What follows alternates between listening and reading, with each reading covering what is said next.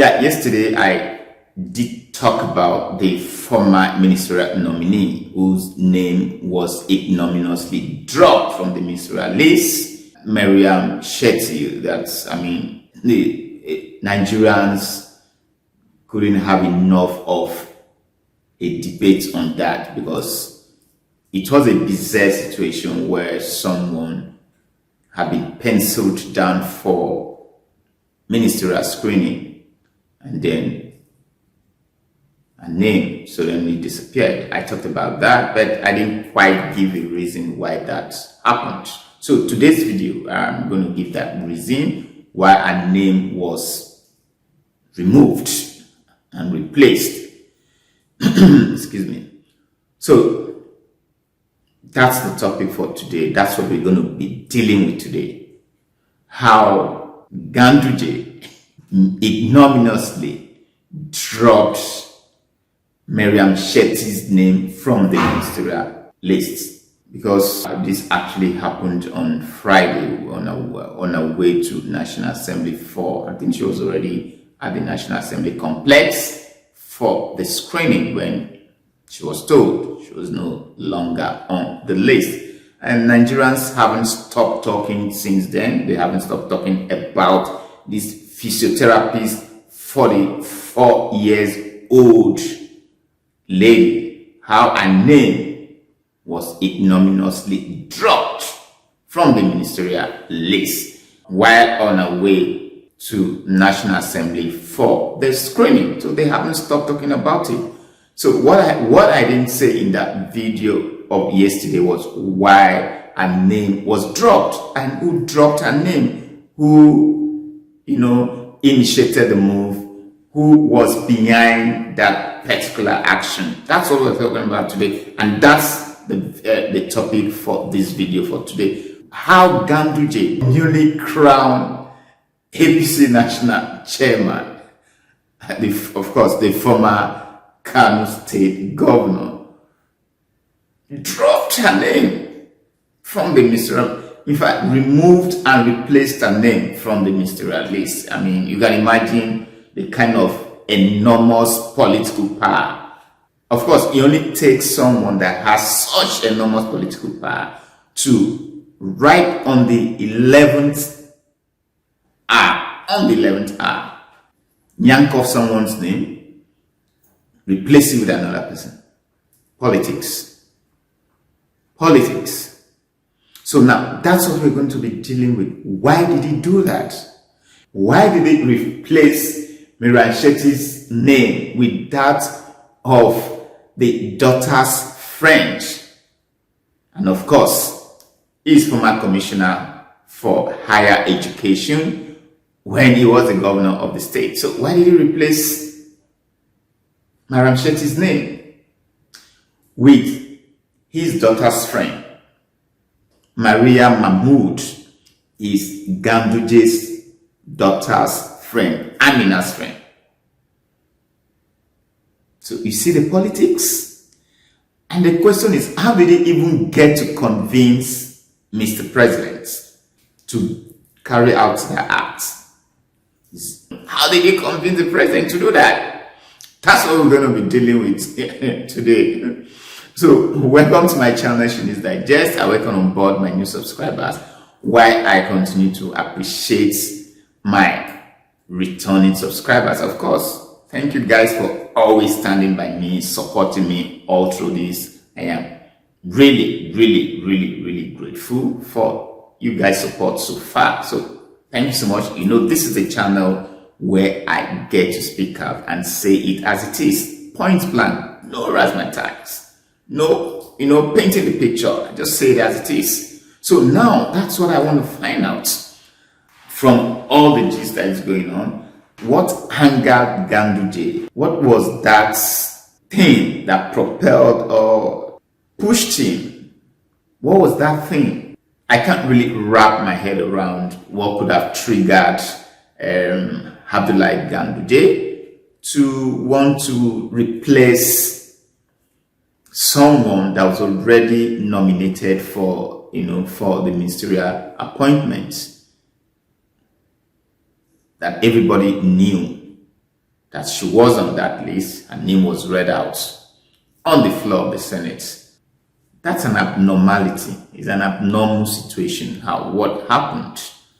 So, apart from having this personal interest of replacing her with his daughter's friend, there has been this personal vendetta against Maryam Shetty. Recall when Ganduje dethroned Sanusi Lamido Sanusi as the Emir of Kano, Maryam Shetty then had gone to her Twitter handle to tweet, "End of an era. The Gandu dollar will forever be remembered for this. I believe we haven't seen the last of Sanusi Lamido Sanusi." That was her tweet. The tweet that cost her a ministerial appointment. Of course, we were all well and alive in this country when that journalist Jaffa released a video showing Ganduje collecting wads of dollar bills in what was portrayed as bribe payment from contractors. So that tweet was an apparent move by Maryam Shetty to mock Ganduje for dethroning Sanusi Lamido Sanusi as the Emir of Kano, in an apparent solidarity move for Sanusi. And of course, Ganduje didn't forget this and waited for the right moment to take his pound of flesh. And what is this thing they say about vengeance? That vengeance is a dish best served cold. That's what they say about vengeance. So that tweet was an apparent move to mock Ganduje for the dethronement of Sanusi Lamido Sanusi. But I said on the flip side of this, Maryam Shetty hasn't really lost, because they say she wasn't well known, and that was why people criticized her appointment, and they called her a mere social media influencer, a TikToker. That was what they said, and that she wasn't well known. But thanks to this, for the action of Ganduje that has produced this unintended outcome, she is now so well known, and this has earned her a very quick compensatory package of being appointed as the special advisor to the president on culture and entertainment. So I said on the flip side of this, Maryam Shetty didn't actually lose. She didn't completely lose, because the fact that she wasn't well known in Kano State, nobody knew her. They were wondering how she even found herself, or her name found its way into the ministerial list, and that she was just a mere TikToker, a social media influencer that was not known, and for that she was dropped. That was the initial, reason given for her replacement. Before this revelation, of course, you better be careful of what you tweet, because maybe you don't know, tomorrow it might come back to haunt you. We've seen a lot of that on the ministerial screening, how most people who tweeted against the government and said so much bile against the country, and then now they're apologizing. So understandably, Seyi Tinubu, who is the son of the president and a young person, must have also resonated with the person and the personality of Maryam Shetty, who is also a young person, and then must have also noted her contributions during the presidential campaign of his father, and then felt that one good turn deserves another. So based on this, he approached the chief of staff of the president, Femi Gbajabiamila, and try to talk to him to see how Maryam Shetty can be rewarded for her contributions. And that explains how her name found its way into the ministerial lists. Probably they felt that she was too young, she was inexperienced, she probably didn't have a solid political background, and did not also have, the required public sector experience to be so,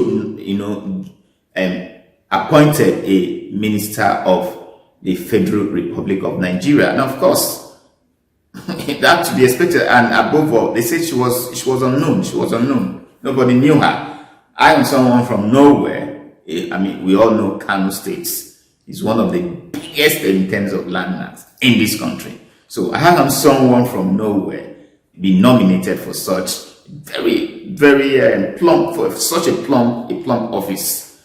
Abdullahi Ganduje saw a fertile ground for this and then decided to approach the president to talk to the president that she has to be dropped and use the social media outrage as a basis for his request, that she was not known and that the people of the state did not know her. And then the president just asked him, so how did her name find its way into the ministerial list? And Ganduje said, no, I have no idea. I wasn't consulted. I don't know how she got there. But of course, as a chess player, he was heading somewhere. And then the president said, okay, fine, drop her. If she doesn't have wide acceptance by the people of the state, then drop her, bring your candidates. And guess who he brought? The daughter's friend. Amina's friend. That's the daughter's name. The daughter's friend and his former commissioner for higher education in the state when he was the governor. And I asked this question, why would they say she doesn't have the required public service experience?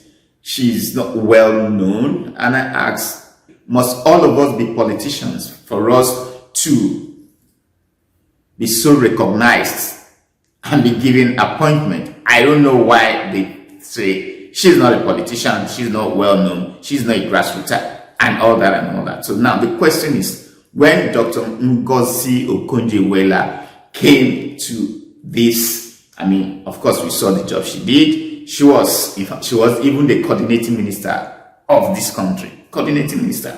She wasn't a politician. And I don't think she contributed for the emergence of anybody, the emergence of the then President Olusegun Obasanjo. I don't think she did. She was just recognized because she was an expert in her own field. So I don't buy this idea of saying that she doesn't have the required public sector experience or public service experience. I don't buy that idea. And that she hasn't really been tested. I just feel that someone just wanted to use the social media outrage to put his own person to. I just feel that, because otherwise, why would she be replaced with your own daughter's friend and your former commissioner? That's the big question there. So that was it, and he sold that dummy to the president, and his president bought it hook, line, and sinker. That's where I draw the curtain for today. Thank you for finding the time to watch my video. If you like the content of this video, please do give it a thumbs up, strike on that notification bell so that you get to be notified whenever I upload a content like this. Leave your comments down below and do not forget to subscribe to this channel. Stay awesome. See you pretty soon. Peace as always.